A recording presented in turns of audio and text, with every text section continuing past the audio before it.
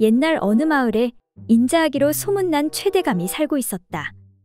덕망 높은 그는 마을 사람들의 존경을 받는 인물이었는데 흠이 없던 그는 부인과 일찍 사별한 게 흠이라면 흠이었다. 그러던 어느 날 젊은 여인을 첩으로 들이게 되었지만 그를 욕하는 사람은 하나도 없었다. 아이고, 우리 대감마님 기력도 좋으시구나. 남은 세월은 즐겁게 보내셨으면 좋겠구먼. 그러다 얼마 안가 대감의 첩이 태기가 왔고 집안은 경사가 났다. 이에 의원이 들러 부인과 대감을 차례대로 진맥하고 의아해하며 말을 꺼내는데 저 아무래도 이상합니다, 대감마님. 뭐가 말인가? 혹시 부인과 잠자리에 드셔서 거사를 치르셨는지요? 아, 그게 내 기억이 잘 나지 않네. 이상하게 피곤한 날이었는데 부인 말로는 맞다고 하니까 맞는 거 아니겠소? 아무리 그래도 너무 빠른 듯 싶습니다. 그리고 대감마님의 맥을 살펴본 바로는 의원이 말을 바로 하지 않고 뜸을 들이자 왜? 무슨 문제라도 있는가? 그러니까 예를 들어 말씀드리지요. 산을 넘어갈 일이 있어 산을 넘는 도중에 말입니다. 호랑이를 만나게 됩니다. 그런데 가진 거라고는 나무 지팡이 한 자루밖에 없는 겁니다. 그래서 지팡이로 호랑이를 가리키자 호랑이가 화살에 맞아 쓰러지고 말았습니다. 이게 어떻게 된 상황이겠습니까, 대감마님? 그야 뭐 다른 사냥꾼이 쐈겠지. 제 말이 그 말입니다. 아마 다른 사냥꾼이 쐈을 것입니다. 진맥해보니 대감마님은 이미 씨가 말랐습니다. 다시 말해 아이를 가질 수가 없다는 말입니다. 이에 화가 난 최대감이 노발대발하며 야, 거기 밖에 아무도 없느냐? 예, 대감마님. 모두 연장 챙기거라. 지금 당장 사냥꾼 박씨 집으로 쳐들어간다.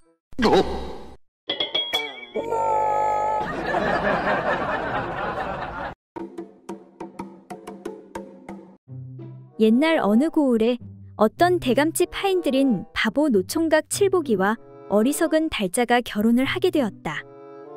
두 사람은 혼례를 마치고 드디어 첫날 밤이 되었다. 달자야, 내 오늘을 손꼽아 기다렸다. 왜 손꼽아 기다렸는데? 다 알면서 뭘 묻고 그래? 사내들은 다 이날만 기다린다니까. 나는 도통 모르겠는데. 오늘부터 우리는 부부니까 이제 매일 너와 뜨거운 밤을 보내야 되겠구나. 그래, 좋아. 나도 들어서 다 알아. 앞으로 우리 행복하게 살자. 그렇게 둘은 친구들이 가르쳐준 대로 첫날 밤을 치르게 되었다. 서방아, 너 진짜 대단하구나. 뭘 그냥 친구들이 가르쳐준 대로 한 거야. 그 말을 하다 칠복이는 동네 친구들이 농담으로 한 말이 생각났다. 그런데 말이야, 너 진짜 처녀가 맞아? 뭐라고? 왜 그런 걸 묻고 그래? 당연하지. 아, 미안해. 잘은 모르겠지만 돌쇠가 했던 말이랑 너무 다른 것 같아서. 진짜 맞다니까. 왜 그래? 증인도 있다니까. 그래? 누가 그러던데? 3일 전에 대감마님이 방에 데려가더니 옷을 벗으라고 했어. 그래서 대감마님 방에서 옷 벗고 뭐 했는데? 방금 우리가 한 거 그런 거 했어. 하고 나더니 대감마님이 너 진짜 수처녀구나 그랬어. 이에 칠복이는 눈을 껌뻑껌뻑하면서 잠시 생각하더니 그래? 그럼 수처녀가 맞네. 대감마님이 맞다면 맞는 거야. 대감마님은 모르는 게 없잖아. 그러자 달자가 칠복이에게 묻는데 그런데 서방아, 너는 수총각 맞아? 그럼 나도 진짜 총각 맞아? 그래, 누가 그러던데? 안방마님이 한 10년 전에 총각 맞다고 했어.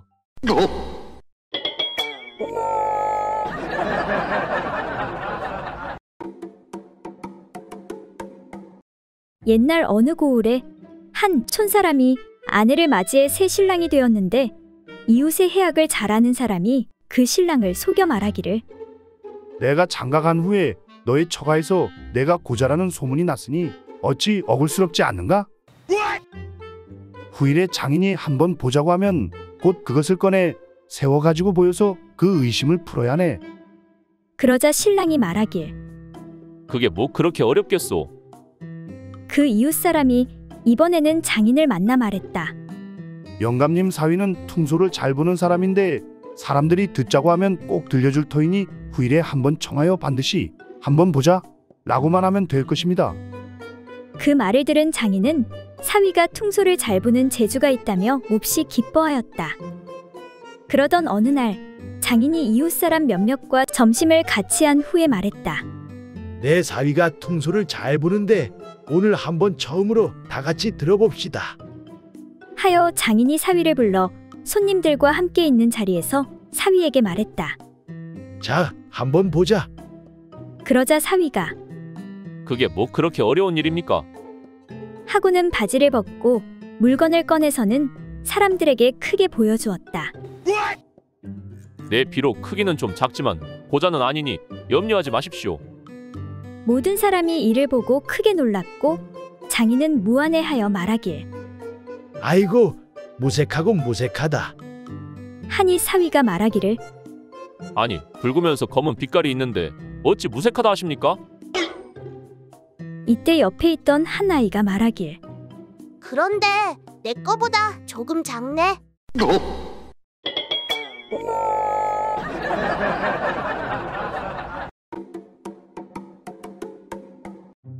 옛날 어느 마을에 의 좋은 형제가 살고 있었다. 형제는 비록 따로 살았지만 콩 한쪽도 나눠 먹을 정도로 우애가 깊었고 서로를 무척이나 생각했다. 어느 해 가을, 추수를 끝내고 동생은 쌀가마를 짊어지고 형의 집으로 향했다. 우리 형님은 호라비로 자식들도 여러 키우고 나가는 돈도 많을 텐데 내 몫을 더 나눠줘야겠소. 그렇게 동생은 형의 집으로 몰래 발걸음을 옮겼다. 하나밖에 없는 내 동생 생긴 것도 매주 같이 생겨가지고 장가도 못 가고 너무 짠해 죽겠네. 내가 조금 덜 먹고 동생 장가가게 살림살이를 보태줘야겠어. 그렇게 형은 동생의 집으로 몰래 발걸음을 옮겼다. 다음 날 이상하네. 왜 가마가 그대로지? 내가 잘못 셌나? 얼른 형님 집에 가져다 놓고 집에 가서 변강세전이나 읽어야겠구먼. 아씨, 귀찮아 죽겠네. 왜 자꾸 가마가 줄지 않는 것 같지? 빨리 끝내고 집에 가서 옥녀전 마저 읽어야 하는데. 그렇게 형제는 한 달을 넘게 서로의 집을 다녀왔다. 결국 쌀가마는 누구에게도 더 가지 않고 그대로 있을 수밖에 없었다. 마침내 형제는 쌀을 옮기다 마주치게 되었다. 아이고 힘들어서 못해 먹겠구만. 귀신이 고칼 노릇이오. 아니 형님, 이때까지 형님이 저희 집에 쌀을 가져다 놓으신 게로군요. 그럼 너도 아이고 이 착한 내 아우야. 그리고 얼마 후 형은 저작거리에서 동생을 만나는데 아니 동생아, 네 주변에 여자가 왜 그렇게 많은 것이냐? 아이고 형님, 이게 다 형님 덕분입니다요. 아니 뭐라고? 내 덕분이라니? 아, 전번에 형님 집에 쌀가마니 지고 옮기다 보니 나도 모르게 몸도 좋아지고 힘이 장사가 되었고 그랬더니 이렇게 여자들이 저를 가만히 놔두지 않는 것입니다. 저 이제 곧 장가도 갈 수 있을 것 같습니다. 감사합니다, 형님. 이에 호랍이 형님이 한숨을 내쉬며 내 이럴 줄 알았으면 나도 쌀가마니를 들쳐업고 갈걸. 괜히 나귀에 싣고 갔네. 이런 시부를.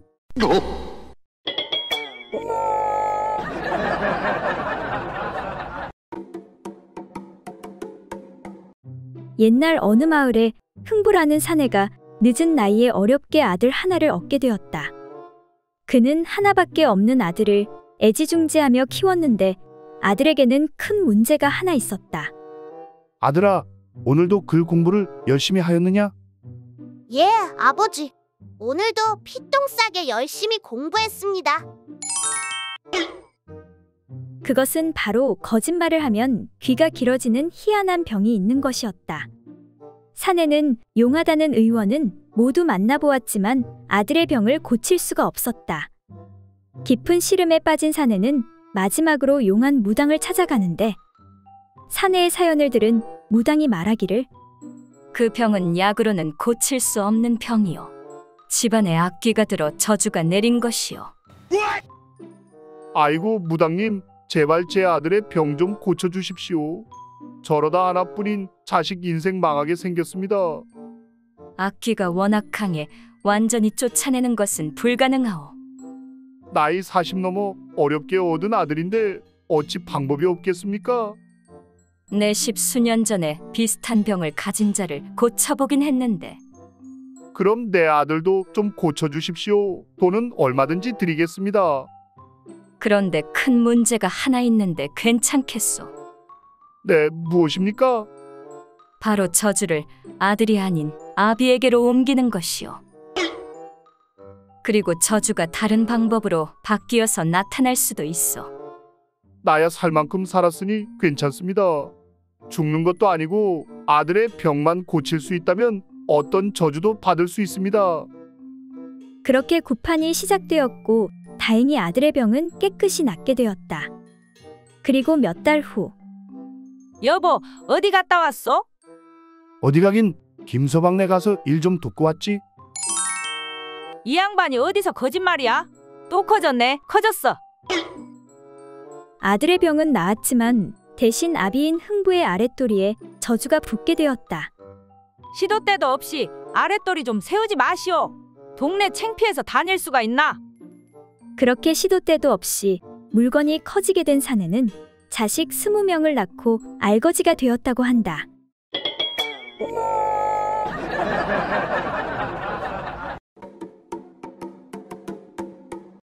옛날 어느 마을에 짓궂은 한 사내가 있었다. 어느 날 이 마을 부녀자들이 초여름이 되어 폭포수 흐르는 계곡으로 물마중을 가는데 이 짓궂은 사내가 발가벗고 기름독에 들어갔다 나온 후 밀가루독에 들어가 몸에 밀가루칠을 잔뜩 한 다음 여인들이 물마중 가는 길가에 큰 고목나무 위에 앉아서 목소리를 우렁차게 꾸며 여인들에게 호통을 쳤다. 여봐라, 거기 모두 다들 섞어라. 여인들은 옷을 곱게 차려입고 가다가 깜짝 놀라 모두 섰다. 나는 옥황상제님의 명을 받들어 하늘에서 내려온 금강역사인데 너희들 서방이 몇 명인지 제대로 다 말하거라. 내가 낱낱이 알고 있으므로 만약에 너희들이 제대로 말하지 않으면 너희들의 목이 단칼에 달아날 줄 알거라. 여인들이 금강역사를 가만히 바라보니 겁이 덜컥 났다. 머리에서부터 온몸이 허연게 금강역사를 한 번도 본 적이 없지만 정말 금강역사로 여겨 놀란 가슴을 간신히 진정을 시키고는 하나 둘씩 대답을 하기 시작하였다. 셋내는 둘이옵니다. 용서해 주십시오. 셋내는 9이옵니다. 용서해 주십시오. 셋내는 12이옵니다. 용서해 주십시오. 그런데 짓궂은 사내의 첨한 대답을 하지 않으니 그 여자를 향해 사내가 너는 서방이 몇이더냐? 하고 다시 호통을 치자 짓궂은 사내의 처가 말하길 셋내는 서방이 1반이옵니다. 사내는 하도 어이가 없어 여인들에게 모두들 가던 길을 가라고 이르렀다. 그 후 개울가로 달려가 목욕을 한 후 얼른 집으로 돌아와 시침을 딱 떼고 기다렸다가 돌아오는 처에게 물었다. 마누라, 물마중은 별일 없이 잘 다녀왔소. 그럼요. 아주 잘 다녀왔지요. 정말 아무 일 없었소.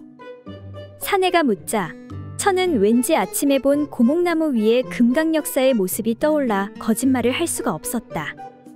속이게 되면 목이 달아날 것 같고 차라리 부끄럽지만 사실을 얘기하면 죽지 않고 살겠구나 싶어 실토를 하였다. 사실은 물마중을 가다가 옥황상제님이 보내신 금강역사를 만났는데 느닷없이 서방이 몇이냐 묻지 않겠어요. 거짓말을 하면 목이 달아난다고 해서 솔직히 말했지요. 다른 여자들은 서방이 2이요, 9이요, 혹은 12이요 했지만 나는 서방이 1반이라고 했지요. 아니, 뭐라고? 1반? 예, 1반요. 어째서? 나는 분명 하나인데 1반이요? 반은 어떤 놈이요? 내가 오늘 아침에 우물가에서 머리를 감느라고 허리를 숙이고 있는데 웬 사내놈 하나가 뒤에서 살금살금 다가오더니 나의 소중한 곳에 거시기를 밀어넣었다가 금방 빼고는 얼른 달아나 버렸어요. 이 말을 들은 사내는 깜짝 놀랐다. 자기 처에게 그 짓을 한 자는 바로 사내 자신이었던 것이다. 그렇다면 둘이지 어찌 1반이요?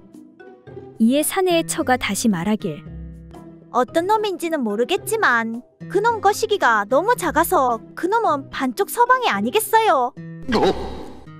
이 말을 들은 사내는 아무 말도 할 수가 없었다.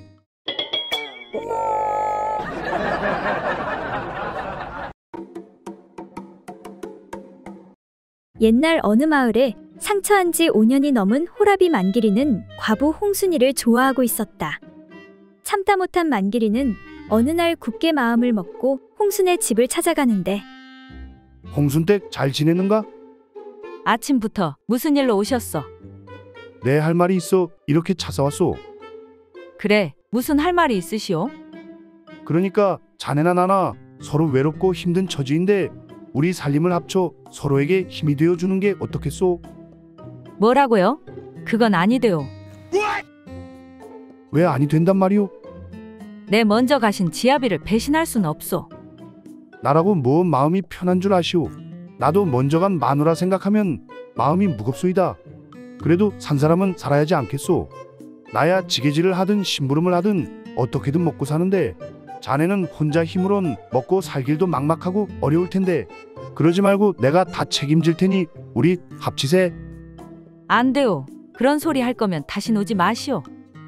허, 내 진심이 자네에게 안 느껴지나 보군 그래. 좋네. 그렇다면 내가 오늘부터 100일 동안 매일 밤 자네 집 마당에 있다가 동이 트면 집으로 가겠네. 혼자 사는 여자 집에 어떤 놈이 밤에 올지도 모르니. 그렇게 그날부터 만기리는 비가 오나 눈이 오나 매일 저녁 홍순이의 마당에 왔고 동이 트면 집으로 돌아갔다. 정말 진심으로 날 좋아하는 걸까? 사실 나도 만길 씨가 싫지는 않은데 그래도 아직 서방님을 마음에서 떠나보낼 준비가 되지 않았는데 어쩌면 좋지. 그렇게 시간이 흘러 100일이 되는 날 밤. 그래, 이 정도면 됐어. 만길 씨의 마음을 알겠어. 결심이 선 홍순이는 밖에다 대고 말했다. 만길 씨, 이제 들어오시오. 날이 차니까 어서 들어오시오. 하지만 만기리가 대꾸가 없자 홍순이는 문을 여는데, 아니, 댁은 누구시오? 왜 우리 집 마당에 있는 게요? 저요? 저는 그냥 만길이 아재한테 돈 받고 일하고 있는데요. 오늘이 마지막 날이라 아쉽네요. 뭐요? 그럼 댁이 100일 동안 매일 집을 지키고 있었던 것이요? 네, 그런데요. 만길이 아재가 잠이 많아 해 떨어지면 골아 떨어지거든요. 이에 잠시 고민하던 홍순이가, 어쨌든 날은 춥고 밤은 기니 일단 방에 들어와 몸 좀 녹이고 가시오. 그렇게 홍순이는 젊은 새신랑을 얻게 되었고 만기리는 평생 호라비로 살았다고 한다.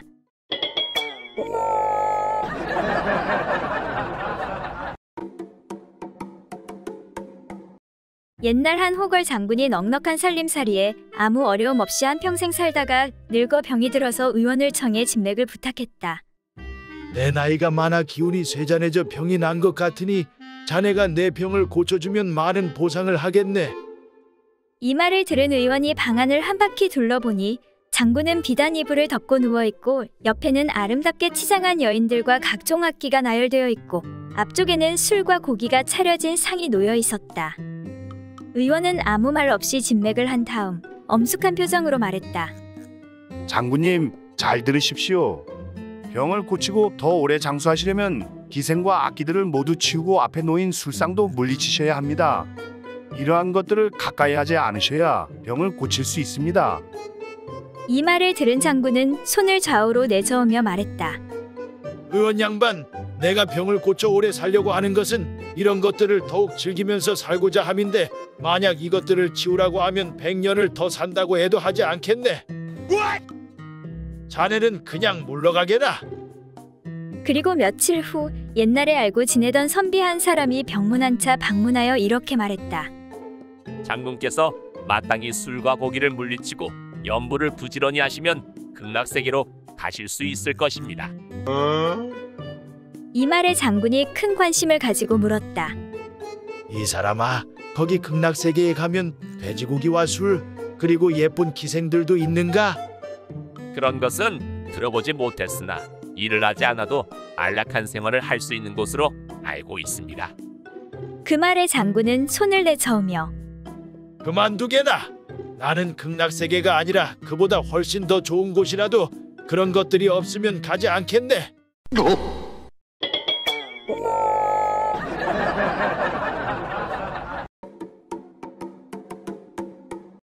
어느 한 노인이 세 아들을 두어 모두 성혼시키고 회갑을 맞이하게 되었다. 많은 음식을 차려놓은 상 앞에 앉은 노인에게 새 며느리가 차례로 나와 잔을 올리며 헌수했다. 먼저 큰 며느리가 잔을 올리면서 말했다. 아버님은 오래오래 사셔서 부디 천왕씨가 되십시오. 이에 시아버지가 그 뜻을 물었다. 얘야, 그게 도대체 무슨 소리냐? 옛날 천왕씨가 18,000세를 살았기 때문에 아버님께서도 그렇게 오래 사시라는 뜻으로 한 말입니다. 그래, 그거 좋다. 다음은 둘째 며느리가 잔을 올리면서 아버님은 지왕씨가 되십시오. 옛날 지왕씨도 18,000세나 사셨다고 합니다. 라고 말하니 시아버지는 역시 매우 흐뭇해했다. 그래, 다들 고맙구나. 이제 마지막으로 막내 며느리가 나와서 잔을 올릴 차례였다. 아버님은 부디 남자의 소중이가 되십시오. 이 말에 시아버지는 화를 내면서 물었다. 해야, 그 무슨 버릇없는 소리냐? 그게 무슨 뜻인고? 이 물음에 막내 며느리는 웃으면서 다음과 같이 설명했다. 아버님, 들어보십시오. 제가 아버님의 막내 아들 소중이를 만지면서 가지고 놀아보니 힘없이 죽어 있다가도 제가 손만 대면 항시 다시 살아납니다. 그러니 그게 바로 장생불사가 아니고 무엇이겠습니까? 그래서 아버님도 소중이처럼 죽었다가도 항상 다시 살아날 수 있게 되시라는 뜻입니다. 시아버지는 막내 며느리의 이 같은 설명을 듣고 매우 감격스러워했다. 애야, 내 말이 가장 마음에 든다. 내가 죽으면 언제라도 아기 내가 주물러 만져 소중이처럼 살아나게 해다오.